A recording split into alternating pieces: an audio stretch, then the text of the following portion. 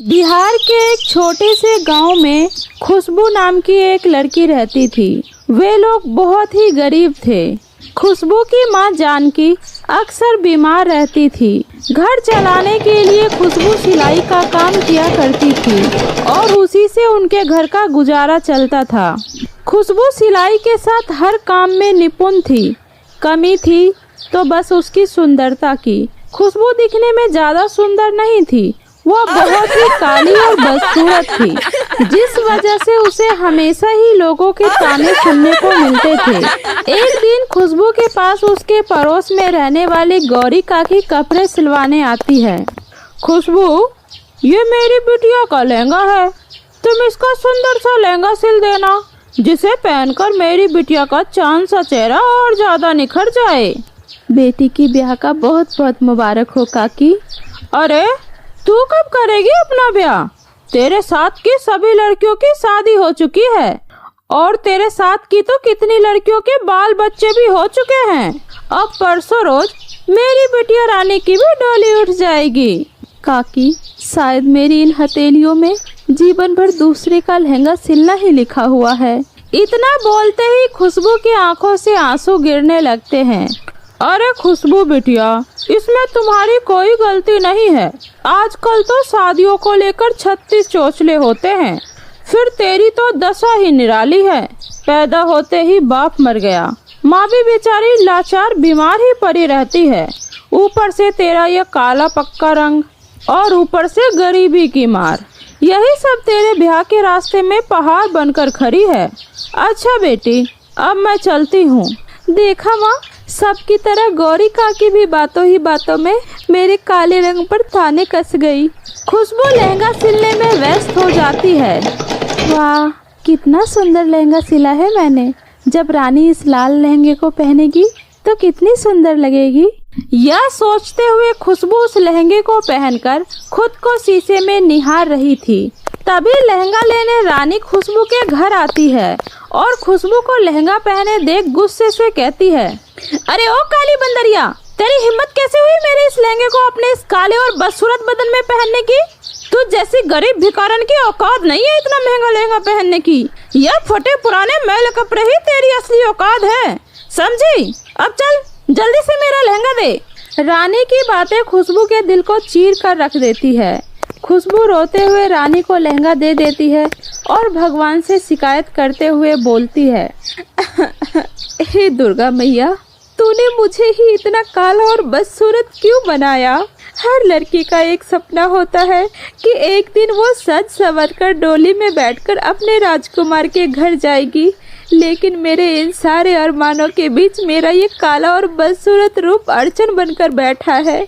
जिसे देखो हर कोई मेरी बदसूरती का मजाक उड़ाता है। आखिर मेरे साथ ही ऐसा क्यों भगवान? मैंने ऐसा कौन सा पाप किया है जिसकी मुझे ये सजा मिल रही है? खुशबू लगातार रोए जा रही थी। अपनी बेटी की सिसकियों को सुनकर जानकी का नींद खुल जाता है और वह उठकर खुशबू से कहती है, मेरी बच्ची, ऐसा नहीं कहते। इंसान सूरत से नहीं बल्कि मन से सुंदर होता है और मेरी बिटिया रानी तो दिल की बहुत ही सुंदर है। लेकिन आज के इस दौर में इंसानों की आंखों पर पैसों और रूप का पट्टी चढ़ा हुआ है। लेकिन तू चिंता मत कर बेटी, एक दिन सब ठीक हो जाएगा। इतना बोलकर दोनों सो जाते हैं। ऐसे ही समय बीत रहा था।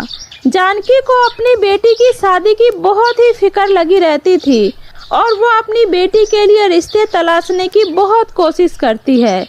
वह हर रिश्तेदार के घर जाती है, लेकिन हर कोई खुशबू के काले रंग को देखकर रिश्ते के लिए मना करके चले जाते हैं।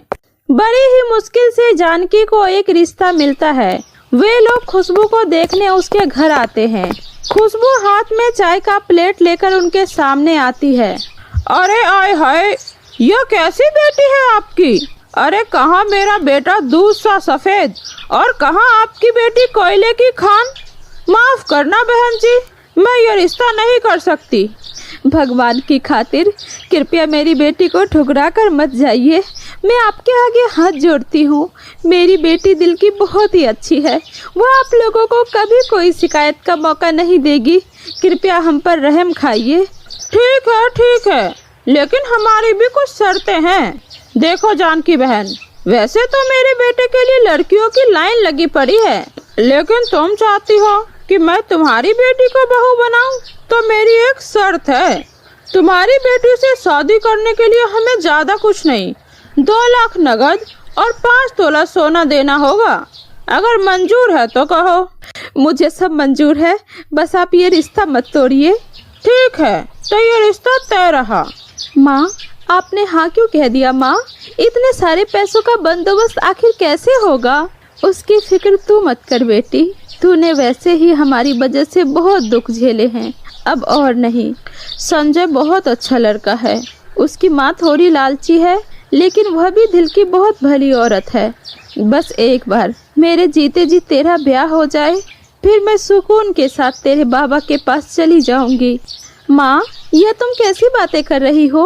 मैं आपको छोड़कर कहीं नहीं जाऊंगी। ठीक है, तू अपना सिलाई का काम कर, मुझे अभी बहुत काम है। अभी शादी की बहुत सी तैयारियां करनी है। इतना बोलकर यशोदा घर के कागजात लेकर जमींदारनी के पास गिरवी रखने के लिए चली जाती है।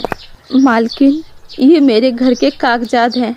वो मैं अपनी बिटिया की शादी कर रही हूँ, तो मुझे पैसों की कुछ जरूरत है।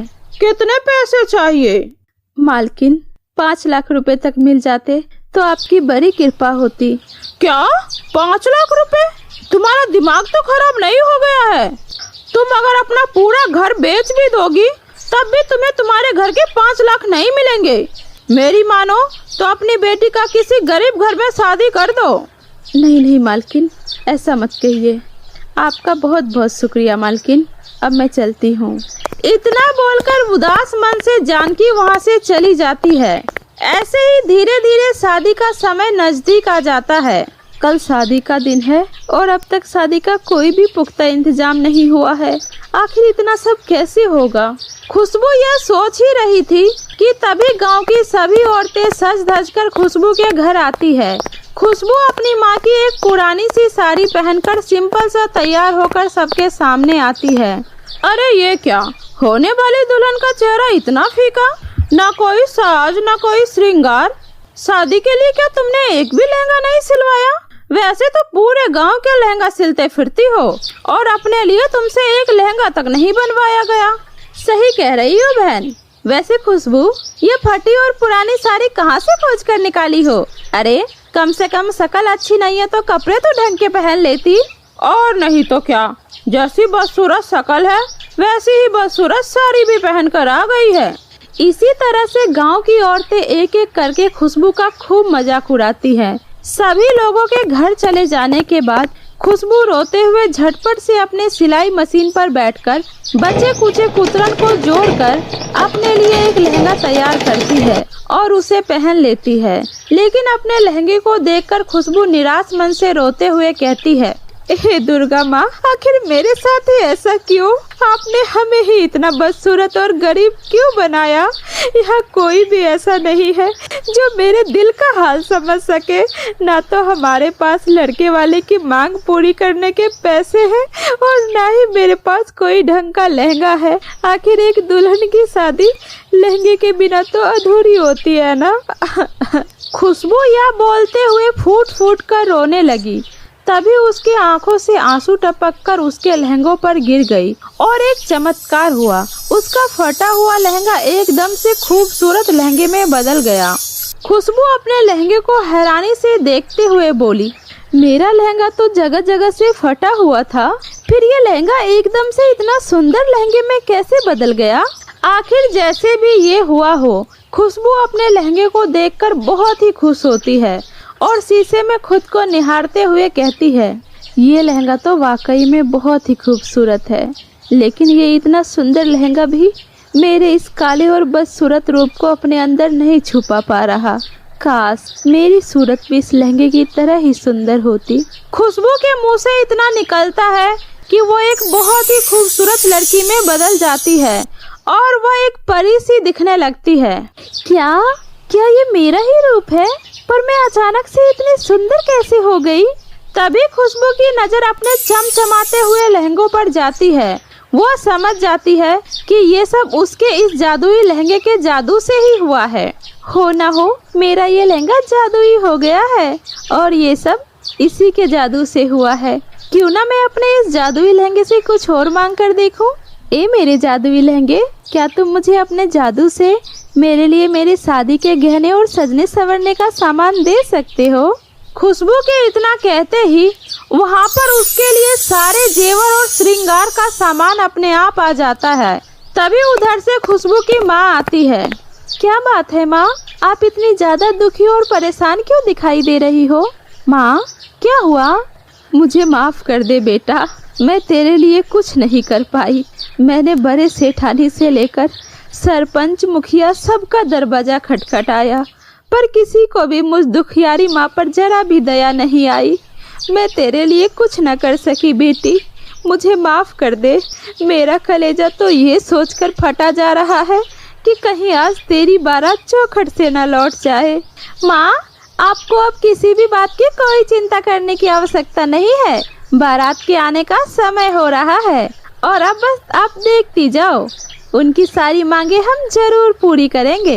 पर कैसे बेटा, बारात आने में तो बस कुछ ही समय बचा है। हे जादुई लहंगे, आज मेरी माँ के इज्जत का सवाल है, उसकी बात का मान रख लेना। मेरी माँ की मदद करो जादुई लहंगे। खुशबू के इतना बोलते ही उसके लहंगे में से रुपया और सोने के सिक्के का ढेर लग जाता है।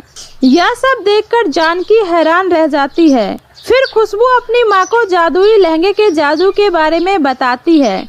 यह सब सुनकर उसकी माँ बहुत ही ज्यादा खुश होती है। धन्य हो दुर्गा मैया की, आज उन्हीं की कृपा से ये सब हो पाया है। खुशबू, मैं बहुत ही खुश नसीब हूँ कि मुझे बेटी के रूप में तू मिली है। अब बस देखना बेटी, तेरी शादी मैं कितने धूमधाम से करती हूँ। जानकी उन सारे पैसों से बहुत ही अच्छे से शादी की तैयारियां करती है। कुछ ही देर में बारात भी आ जाती है। पूरे गांव वाले शादी की इतनी अच्छी तैयारियां देखकर हैरान हो रहे थे कि तभी खुशबू भी आती है। अरे बहन, ये काली अमावस्या की चांद सी दिखने वाली खुशबू अचानक से पूनम की चांद में कैसे बदल गई? ये चमत्कार कैसे हो गया? अरे वो देखो, दहेज का सामान, कितना सारा सामान दिया है जानकी ने। वैसे तो हमेशा रोते फिरती थी, फिर इतने सारे पैसे जाने किस मिट्टी के नीचे गाड़ कर रखी थी, तभी तो इतने धूमधाम से अपनी बेटी की शादी कर रही है। अरे खुशबू का लहंगा तो देखो, कितना सुंदर लहंगा है, कितना खिल रही है खुशबू इस लहंगे में। अरे बेटा, ये हमारी ही बहू है ना? अरे ये तो चाय पत्ती सी काली थी, फिर एकदम से इसका रंग कैसे निखर गया? और ये लोग तो हमारी मांग से भी ज्यादा दहेज दे रहे हैं। बेटा, कहीं ये दोनों माँ बेटी कोई जादूगरनी तो नहीं? और फिर बहुत ही धूमधाम से खुशबू और संजय की शादी संपन्न हो जाती है और खुशबू अपनी माँ से विदा लेकर ससुराल आ जाती है। शुक्रिया मेरे जादुई लहंगे, आज तुम्हारी वजह से ही ये सब मुमकिन हो पाया है। तुम्हारी वजह से